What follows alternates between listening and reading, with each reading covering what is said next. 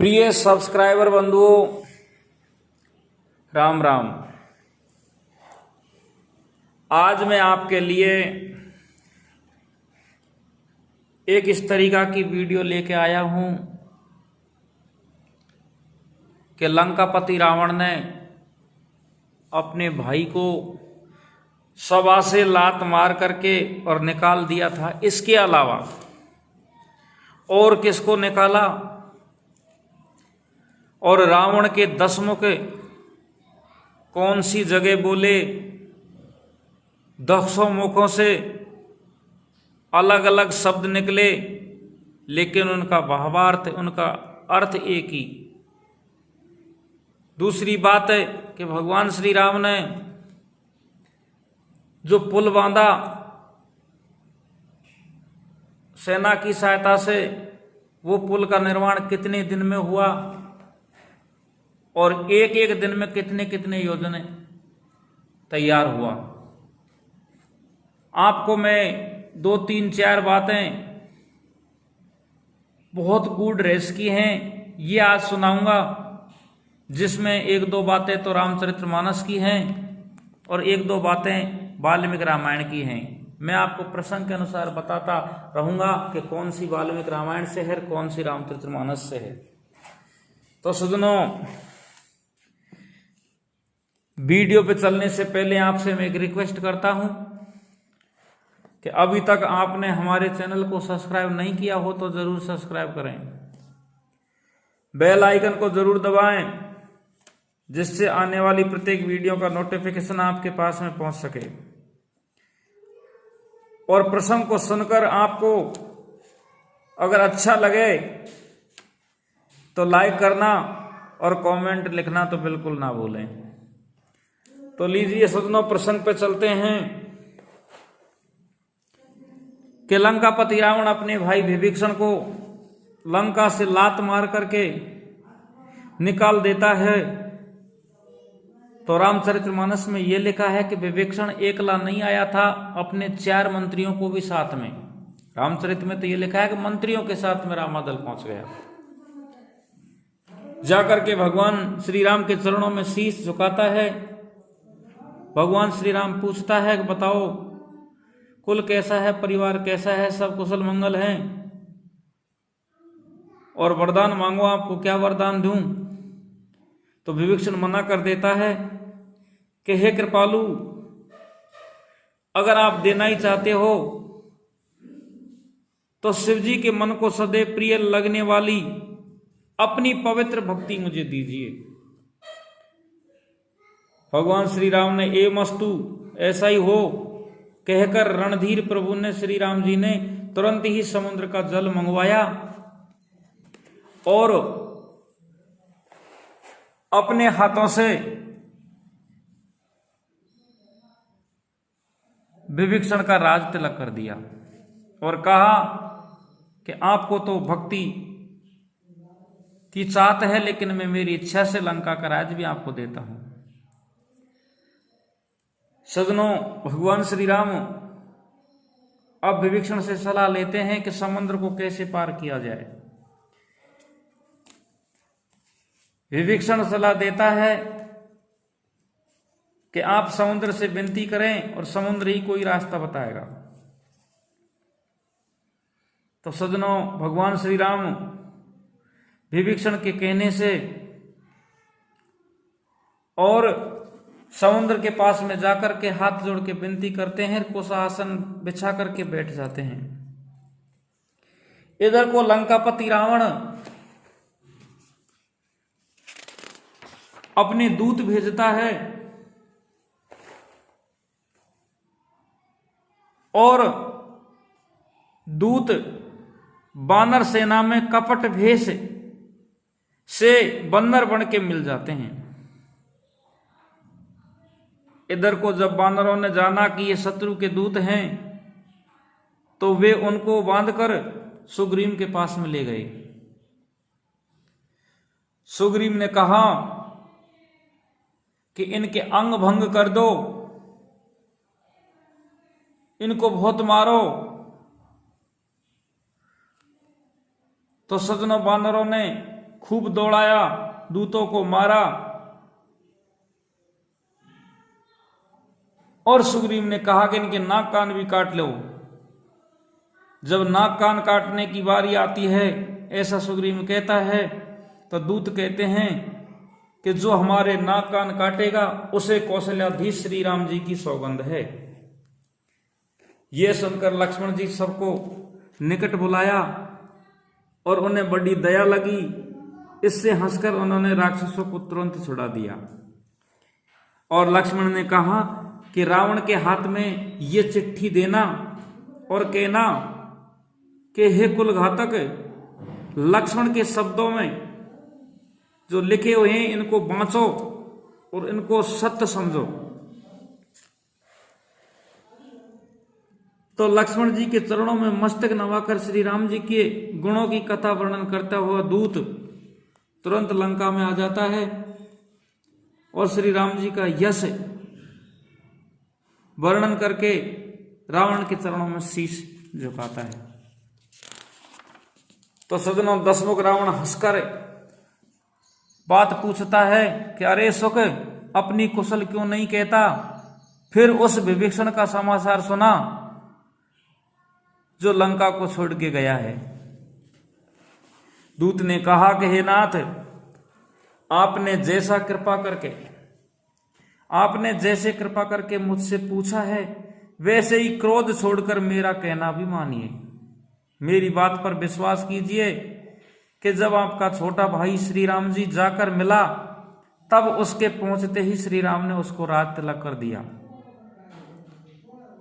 और हमारा पता लगा कि ये रावण के दूत हैं। कानों से सुना तो वानरों ने हमें बांधकर बहुत कष्ट दिए, यहां तक कि हमारे नाक कान काटने लगे। तो श्री राम जी की शपथ दिलाने पर उन्होंने हमको छोड़ दिया। हे नाथ, दूसरी बात सुनो कि आपने श्री राम की सेना की पूछी है, तो वे 100 करोड़ मुखों से वर्णन करूं तो भी उस सेना का वर्णन नहीं कर सकता, क्योंकि उस सेना में अनेकों रंगों के भालू, बांदरों की सेना, भयंकर मुख वाले, विशाल शरीर वाले और भयानक, जिसने नगर को जलाया और आपके पुत्र अक्षय कुमार को मारा था, उसका बल तो सब बानरों में थोड़ा है। असंख्य नामों वाले बड़े ही कठोर भयंकर योद्धा हैं, उनमें असंख्य हाथियों का बल और वे बड़े ही विशाल हैं। द्विविध, मयंद, नील, नल, अंगद, गद, विकटाक्ष, दधिमुख, केसरी, निसठ, सठ और जामान, ये सभी बल की राशि हैं। और हे नाथ, आपसे क्या कहूं, मैं तो 2-5 के नाम ही बता रहा हूं। भगवान श्री राम की सेना का तो कोई वर्णन ही नहीं हो सकता।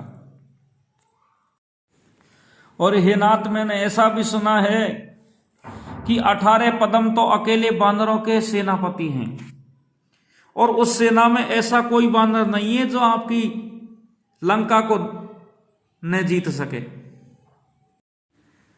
सुखदूत ने फिर कहा कि हे नाथ, अभिमानी स्वभाव को छोड़कर इस पत्रिका में लिखी हुई सब बातों को सत्य समझिए और क्रोध छोड़कर मेरा वचन सुनिए। हे नाथ, श्री राम जी से वैर त्याग दीजिए।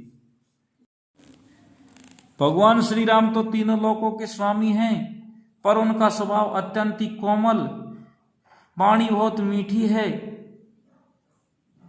प्रभु आप पर कृपा करेंगे, आपका एक भी अपराध वे हृदय में नहीं रखेंगे, आपको क्षमा कर देंगे। आप मेरी बात को मानिए।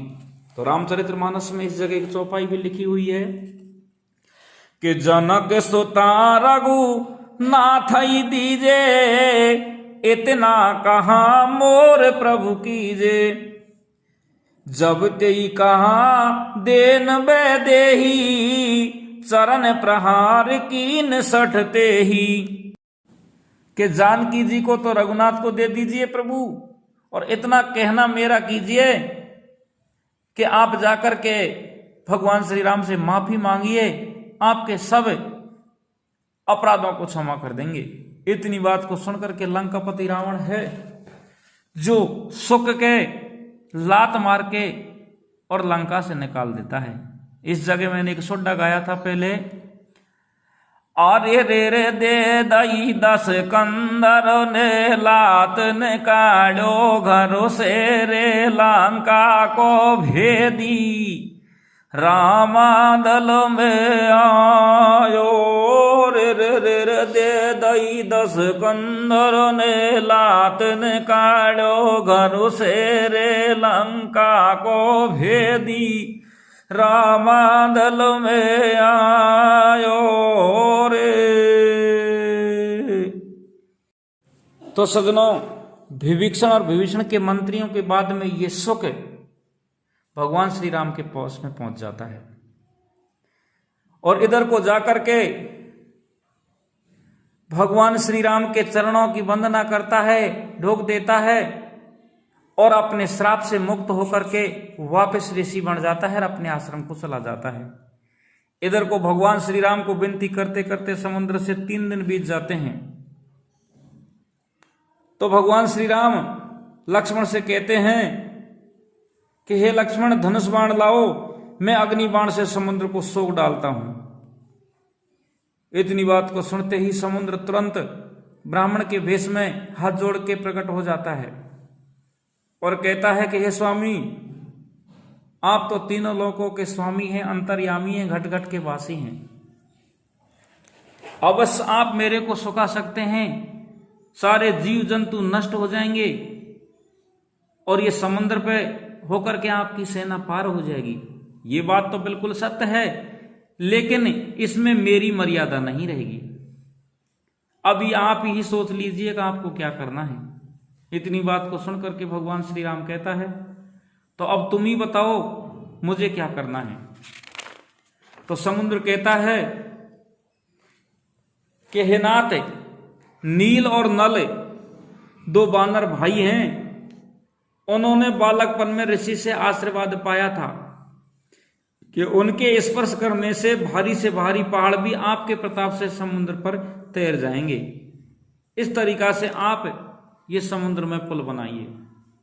भगवान श्री राम कहता है, ये बात आपकी बिल्कुल ठीक है, लेकिन अब जो मैंने अग्निबाण उठाया है, चाप चढ़ा है, इसका क्या करूं। तो सजनों, रामचरितमानस में तो ये लिखा है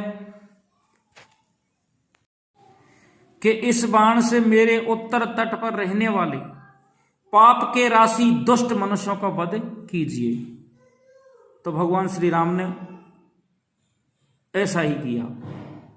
सजनों, अब यहां तक ये प्रसंग रामचरितमानस से है, लेकिन यहां से आगे प्रसंग है जो वाल्मीकि रामायण से चालू करते हैं कि वाल्मीकि रामायण में भगवान श्री राम इसी तरीका से समुद्र से पूछते हैं कि इसका मैं क्या करूं, ये बाण का कहां छोड़ूं।